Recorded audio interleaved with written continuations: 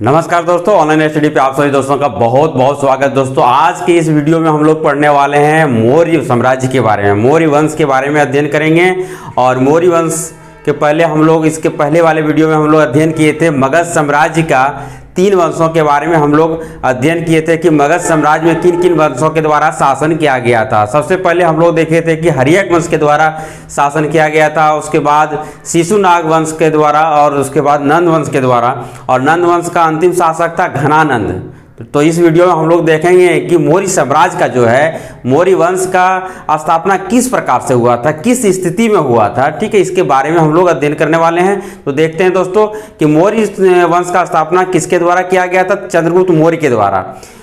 हम लोग पिछले वीडियो में पढ़े थे कि घनानंद जो है नंद वंश का अंतिम शासक था। नंद वंश का अंतिम शासक था कौन? घनानंद। तो घनानंद एक बहुत ही क्रूर शासक था, बहुत निरंकुश शासक था। उसके राज दरबार में एक व्यक्ति रहते थे, चाणक्य नाम का एक व्यक्ति रहते थे। उनको एक बार अपने घनानंद ने अपने राज दरबार में क्या किया था? अपमानित किया था।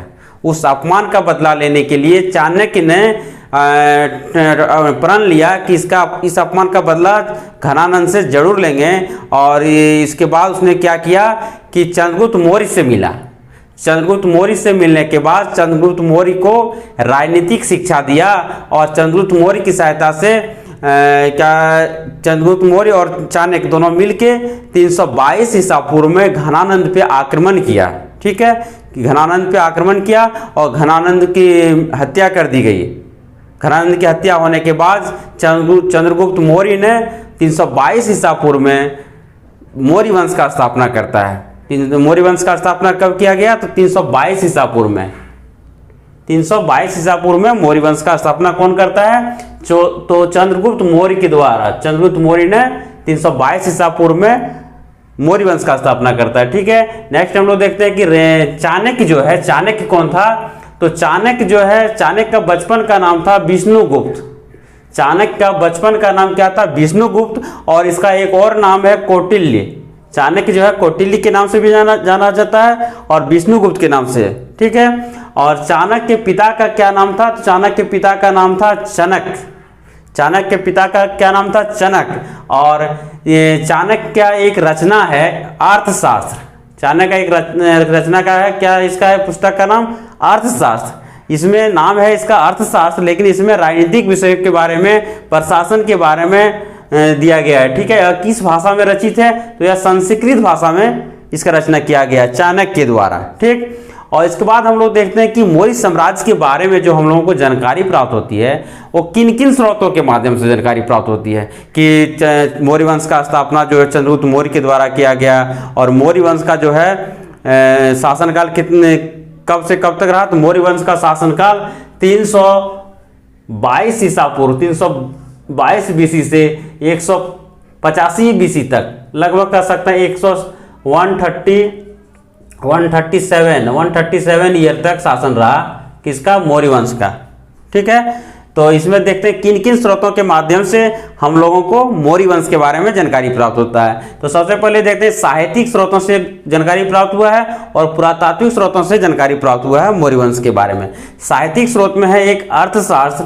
जो अर्थशास्त्र किसके द्वारा रचित है? चाणक्य के द्वारा। इसमें राजनीतिक प्रशासन के बारे में दिया गया है, राजनीतिक विषयों के बारे में दिया गया है। ठीक, मौर्यकालीन समाज का राजनीतिक विषयों के बारे में, राजनीतिक व्यवस्था के बारे में दिया गया है। और दूसरा है मुद्रा राक्षस, जो विशाख दत्त के द्वारा रचित है। विशाख दत्त का एक किताब का नाम मुद्रा राक्षस है। इसमें भी मौर्यकालीन समाज के बारे में दिया गया है। ठीक है, और एक है इंडिका, जो मेगास्थनीज के द्वारा रचित है। मेगास्थनीज कौन था? तो मेगास्थनीज सेल्यूकस निकेटर का राजदूत था, और किसके दरबार में आया था?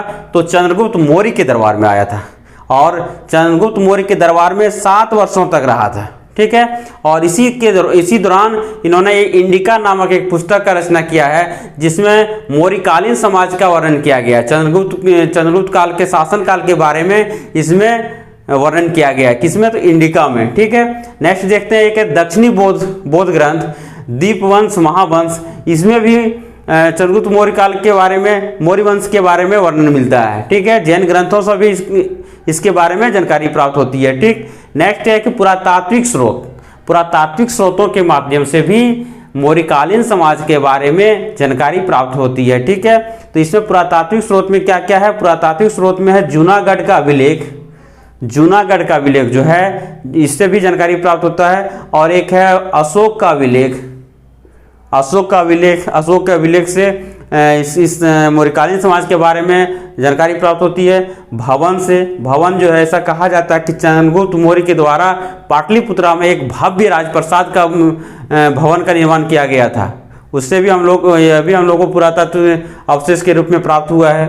और स्तूप से, गुफा से, मृदवान से, इन सभी स्रोतों के माध्यम से मौर्यकालीन समाज के बारे में जानकारी प्राप्त होती है। ठीक है, नेक्स्ट हम लोग देखते हैं कि इसका जो है मौर्य समाज, मौर्य वंश का जो है संस्थापक कौन था? तो चंद्रगुप्त मौर्य। चंद्रगुप्त मौर्य को मौर्य वंश का संस्थापक माना जाता है। चंद्रगुप्त मौर्य मौर्य वंश का संस्थापक था। चंद्रगुप्त मौर्य का शासनकाल कब से कब तक रहा? तो चंद्रगुप्त मौर्य का शासनकाल 322 ईसा पूर्व से लेके 298 ईसा पूर्व तक, 322 ईसा पूर्व से लेके 298 ईसा पूर्व तक किसका शासन रहा? तो चंद्रगुप्त मौर्य का। ठीक, चंद्रगुप्त मौर्य का जन्म कब हुआ था? तो 345 बीसी में, 345 ईसा पूर्व में चंद्रगुप्त मौर्य का जन्म हुआ था। ठीक, और यह किस कुल का था? बौद्ध एवं जैन ग्रंथों का मानना है, बौद्ध एवं जैन ग्रंथों का मानना है कि चंद्रगुप्त मौर्य जो है क्षत्रिय कुल का था, क्षत्रिय वंश का था। ठीक, जबकि विशाख दत्त ने अपने पुस्तक मुद्रा राक्षस में क्या है, चंद्रगुप्त मौर्य के लिए वीरसल शब्द का प्रयोग किया गया है। विशाख दत्त ने अपने पुस्तक मुद्रा राक्षस में चंद्रगुप्त मौर्य के लिए कैसा शब्द का प्रयोग किया गया है? तो वीरसल शब्द का, जिसका अर्थ होता है निम्न जाति या शूद्र। ठीक है, नेक्स्ट हम लोग देखते हैं जस्टिन। एक है जस्टिन, ये यूनानी लेखक था। जस्टिन के अनुसार, जस्टिन ने अपने पुस्तकों में सैंड्रोकोटस का उपयोग किया है। किसके लिए? तो चंद्रगुप्त मौर्य के लिए। ठीक है, इस ये पता कब चला हम लोगों को? तो विलियम जोन्स के द्वारा, विलियम जोन्स के द्वारा यह पता चला कि जस्टिन ने जो जिस नाम का सैंड्रोकोटस का उपयोग किया है अपने साहित्य में, वह कोई और नहीं बल्कि चंद्रगुप्त मौर्य ही था।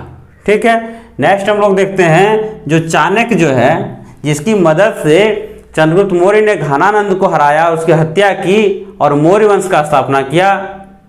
उस चाणक्य को चंद्रगुप्त मौर्य ने प्रधानमंत्री बनाया।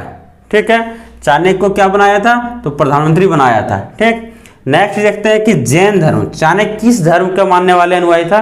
तो चाणक्य जो है जैन धर्म का अनुयायी था। चाणक्य जैन धर्म का अनुयायी था।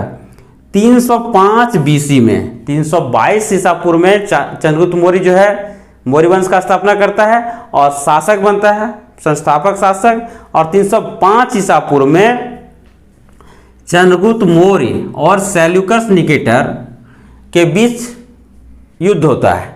चंद्रगुप्त मौर्य और सेल्यूकस निकेटर के बीच में एक युद्ध होता है, जिसमें चंद्रगुप्त मौर्य विजय होता है। चंद्रगुप्त मौर्य जो है जीत जाता है। किससे? सेल्यूकस निकेटर से। अब यहाँ सवाल होता है कि सेल्यूकस निकेटर कौन था? तो सेल्यूकस निकेटर जो है सिकंदर का सेनापति था, सिकंदर का सेनापति था। ठीक है, 326 ईसा पूर्व में सिकंदर जो है भारत आया था। ठीक, भारत आया था और 325 ईसा पूर्व में जब सिकंदर की सेना जो है ब्यास नदी को पार करने से मना कर दिया, तो 325 ईसा पूर्व में सिकंदर की सेना और सिकंदर जो है भारत से लौट गया और भारत में जो 326 ईसा पूर्व में आक्रमण किया था, तो जीते हुए प्रदेशों को सेल्यूकस निकेटर को सौंप दिया। ठीक है, वही सेल्यूकस निकेटर जो है आगे चलकर 305 ईसा पूर्व में चंद्रगुप्त मौर्य से लड़ाई करता है, जिसमें वह सेल्यूकस निकेटर हार जाता है। ठीक है, तो हम लोग विदेशी आक्रमण के बारे में 2 वीडियो में हम लोग पढ़ेंगे। एक वीडियो में देखेंगे कि सबसे पहले विदेशी आक्रमण कौन थे, किसने किया था। तो सबसे पहले था ईरानी था, उसके बाद यूनानी था, इसमें है उसके बाद शक है, पल्लव है, हिंद अवन है, ये सब है। तो आज हम लोग इसके बारे में देखते हैं कि सेल्यूकस निकेटर जो है, सेल्यूकस निकेटर और चंद्रगुप्त मौर्य के बीच में 305 ईसा पूर्व में लड़ाई होता है, जिसमें सेल्यूकस निकेटर हार जाता है और एक संधि होता है। ठीक है, क्या होता है? एक संधि होता है। संधि में क्या होता है कि संधि के तहत सेल्यूकस निकेटर ने काबुल, कंधार, हेरात और मकरान किसको देता है? चंद्रगुप्त मौर्य को देता है। ठीक है, चंद्रगुप्त मौर्य को देता है। और सेल्यूकस निकेटर की एक पुत्री थी जिसका नाम था हेलेना, और जिसको कार्नेलिया के नाम से भी जाना जाता है। हेलेना या कार्नेलिया। ठीक है, सेल्यूकस निकेटर की कौन थी? पुत्री थी। उसका विवाह किसके साथ कर दी गई? तो उसका विवाह जो है,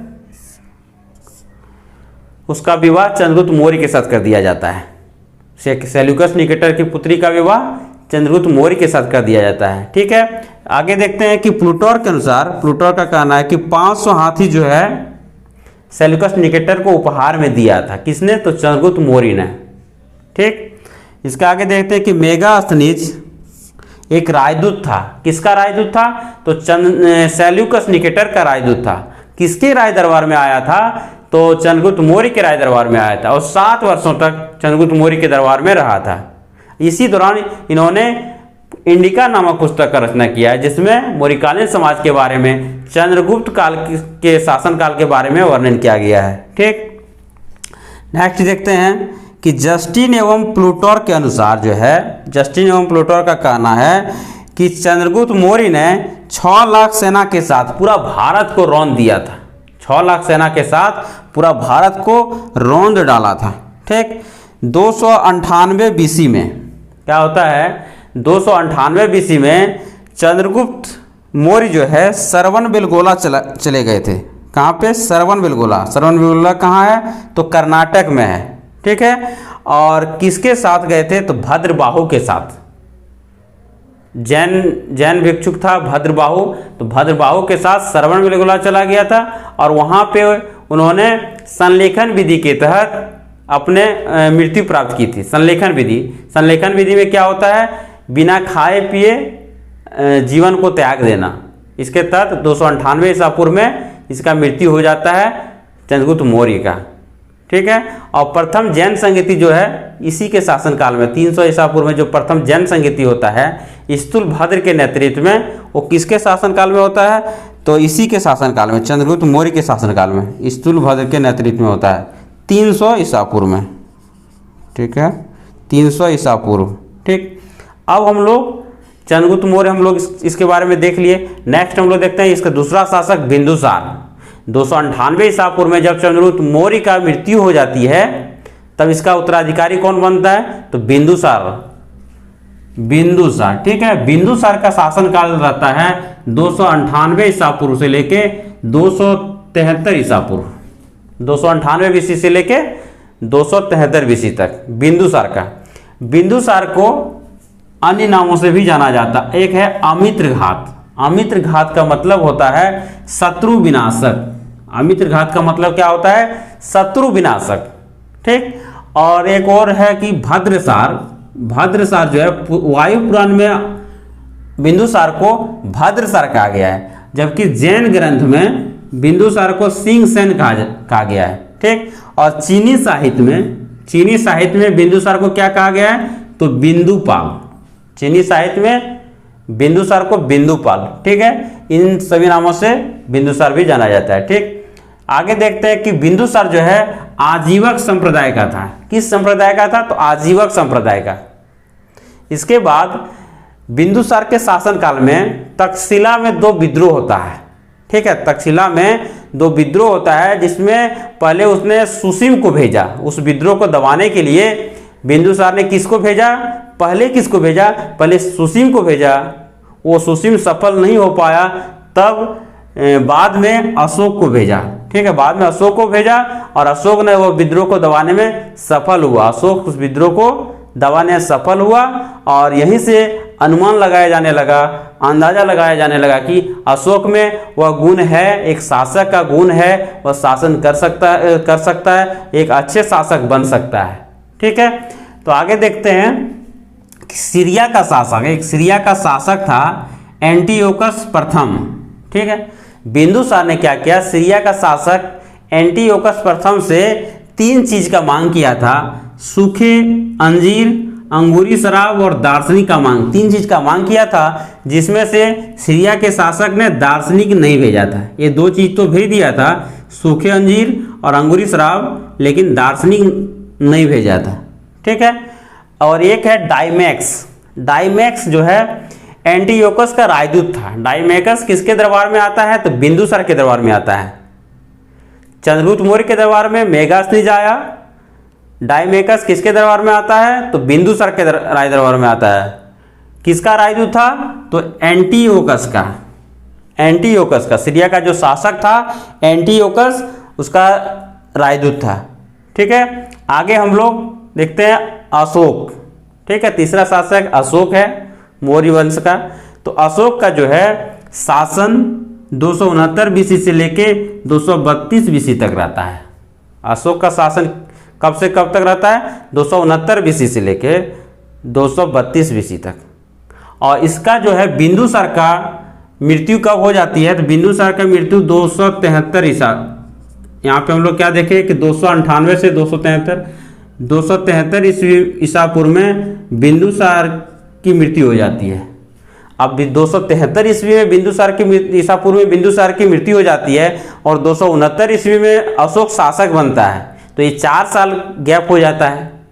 तो इन 4 सालों में ऐसा कहा जाता है कि अशोक जो है 100 भाई थे।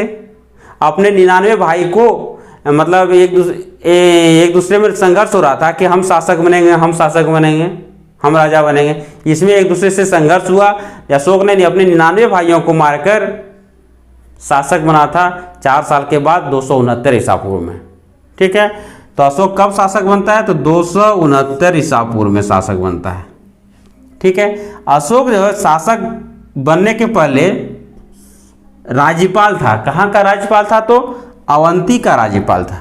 ठीक, और अशोक का नाम अशोक कहाँ से हम लोग को जानकारी प्राप्त होता है कि अशोक का नाम अशोक था? तो मास्की एवं गुर्जरा अभिलेख से। मास्की एवं गुर्जरा अभिलेख से यह पता चलता है कि अशोक का नाम अशोक था, जबकि पुराण में जो है अशोक का नाम अशोकवर्धन था। ठीक, पुराण में अशोक का नाम क्या था? तो अशोकवर्धन था। और अशोक का माता का नाम क्या था? सुभद्रांगी। अशोक का माता का नाम क्या था? सुभद्रांगी। ये सुभद्रांगी कौन थी? तो चंपा के एक ब्राह्मण की पुत्री थी। चंपा के एक ब्राह्मण की पुत्री थी सुभद्रांगी। ठीक, अशोक की पत्नी कौन कौन थी? तो अशोक की पत्नी असंधिमित्रा, कारुआकी, पद्मावती, नागदेवी, ये सब जो है अशोक की पत्नियां थी। ठीक, नेक्स्ट हम लोग देखते हैं कि 269 ईसा पूर्व में जब अशोक गद्दी पे बैठता है, जब शासक बनता है, तो उसके 8वें वर्ष 261 ईसा पूर्व में कलिंग के साथ एक युद्ध होता है, जिसको हम लोग कलिंग युद्ध के नाम से जानते हैं। कलिंग युद्ध कब हुआ था? तो 261 ईसा पूर्व में। किसके किसके बीच में? अशोक और कलिंग राजाओं के बीच में, कलिंग राजा के बीच में हुआ था 261 ईसा पूर्व में। और इस युद्ध में अशोक का क्या हुआ था? विजय प्राप्त किया था। विजय प्राप्त करने के बाद अशोक का मन यहाँ से पिघल गया, डाइवर्ट हो गया। उन्होंने देखा, अशोक ने क्या देखा कि इस युद्ध में बहुत सारे व्यक्ति मारे गए थे और बहुत सारे व्यक्ति को बंदी बनाया गया था। इन चीज़ों को देखने के बाद अशोक को लगा कि नहीं, ये गलत है युद्ध करना। युद्ध में बहुत सारे व्यक्ति मारे जाते हैं, ये युद्ध करना गलत बात है। तो यहीं पे इन्होंने क्या किया कि भेरी घोष को छोड़कर धाम घोष अपनाया। भेरी घोष का मार्ग को छोड़कर धाम घोष का मार्ग अपनाया, धर्म का मार्ग अपनाया। ठीक है, भेरी घोष के बदले धाम घोष का मार्ग अपनाया। ठीक, और धाम घोष का मार्ग अपनाने के बाद इन्होंने बौद्ध धर्म का दीक्षा लिया। क्या किया? बौद्ध धर्म का दीक्षा लिया। किससे दीक्षा लिया? तो उपगुप्त से। उपगुप्त से एक बौद्ध भिक्षुक था उपगुप्त, उससे बौद्ध धर्म का दीक्षा लिया। और बौद्ध धर्म के प्रचार प्रसार के लिए इन्होंने अपने बेटे महेंद्र एवं बेटी संघमित्रा को श्रीलंका भेजा था प्रचार प्रसार के लिए। ठीक है, और अशोक के शासन काल में एक राजदूत आया था अशोक के दरबार में, उसका नाम था फिलाडेल्फस, नहीं, उसका राजदूत का नाम था डायनिसियस। ठीक है, उस राजदूत का नाम क्या था? डायनिसियस। किसने भेजा था? तो फिलाडेल्फस का राजदूत था, फिलाडेल्फस या टॉलमी II। फिलाडेल्फस का राजदूत था। किसके राज दरबार में आया था? तो अशोक के राज दरबार में आया था। तो तीनों शासक में हम लोग एक एक राजदूत देखे। कि चंद्रगुप्त मौर्य के चंद्रगुप्त मौर्य के दरबार में मेगास्थनीज आया था। किसका राजदूत था? तो सेल्यूकस निकेटर का। बिंदुसार के दरबार में एक राजदूत आया था, उसका नाम था एंटियोकस नहीं, राजदूत का नाम था डायमेकस। और किसका राजदूत था? तो एंटियोकस का राजदूत था। और अशोक के दरबार में डायनिसियस आया था। किसका राजदूत था? तो फिलाडेल्फस का। ठीक है, ये हम लोग अशोक देखे कि अशोक का शासनकाल 269 ईसा पूर्व से लेके 232 ईसा पूर्व तक रहा। और मौर्य काल का, मौर्य वंश का अंतिम शासक बृहद्रथ को माना जाता है। मौर्य वंश का अंतिम शासक बृहद्रथ को माना जाता है। और बृहद्रथ के शासन में 185 बीसी में बृहद्रथ का एक सेनापति पुष्यमित्र शुंग, जिन्होंने बृहद्रथ की हत्या कर देता है। और पुष्यमित्र शुंग ने शुंग वंश का स्थापना करता है। किस वंश का? शुंग वंश का। तो दोस्तों, इस प्रकार से हम लोगों ने आज मौर्य वंश का किस प्रकार से स्थापना होता है, किस परिस्थिति में स्थापना होता है, इसके बारे में हम लोग अध्ययन किए। और मौर्य वंश के बेसिक चीज़ों के बारे में अध्ययन किए। नेक्स्ट वीडियो में हम लोग अध्ययन करेंगे अशोक के शिलालेख अभिलेख के बारे में, अभिलेखों के बारे में, और मौर्य काल के प्रशासन के बारे में, मौर्य वंश के कला के बारे में। इन सभी के बारे में हम लोग अगले वीडियो में अध्ययन करेंगे। तो दोस्तों, आज का वीडियो कैसा लगा आप लोग लाइक कमेंट करके बताइए, और हमारा यूट्यूब चैनल को सब्सक्राइब कीजिए और शेयर कीजिए। धन्यवाद।